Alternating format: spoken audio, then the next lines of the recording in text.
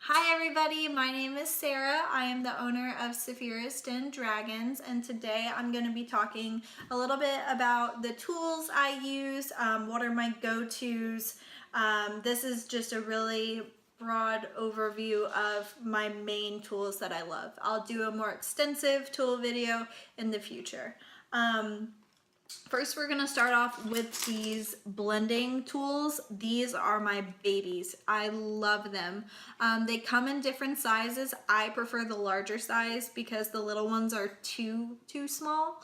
But if you do mini sculptures, they might be good for you. They have these little rubber tips, which are really nice. They're really flexible, which makes it great for blending. So I'm going to show you just really quickly, like if I wanted to take some clay, let's say, and blend it onto this piece, all I have to do is just really kind of roll it down and it'll blend that seam, and you can just kind of brush it and roll it, just kind of play with it, and it'll completely hide that seam, which is really awesome. I love this tool. You can get them at Michael's for like 10 bucks, and if you use a 50% off coupon, you get a really great deal. So now, moving on to the next little group. These are my picks. If you don't have any picks, that's totally fine. You can use a toothpick or anything of that sort. I love these for my wings, for the indentations.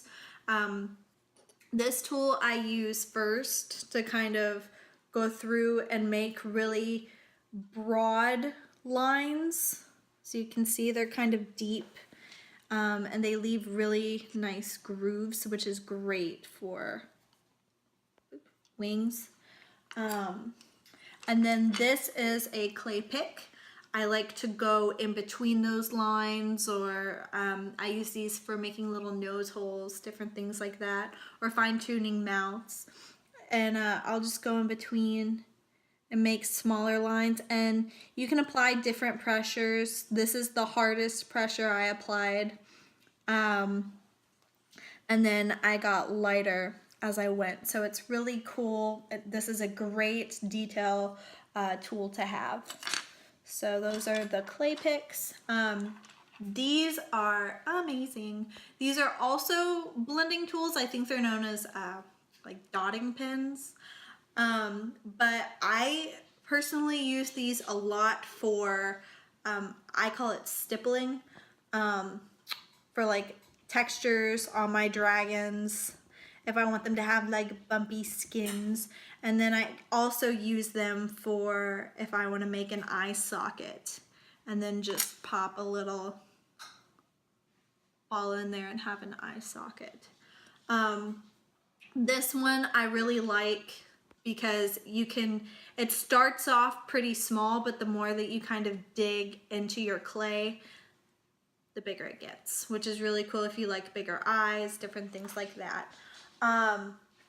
Last thing is a clay roller. I love this thing. Some people prefer pasta machines, and that's totally fine. Do whatever suits you, but a clay roller works just as well, especially if you're starting and you don't want to invest a lot of money. So I just kind of flatten my clay out in a square, and then I just go over, as I break my tile, just really lightly, and just roll over my clay. And the more you roll, the thinner it'll get, and just kind of move it around. And if you keep at this, you'll get a pretty thin layer of clay.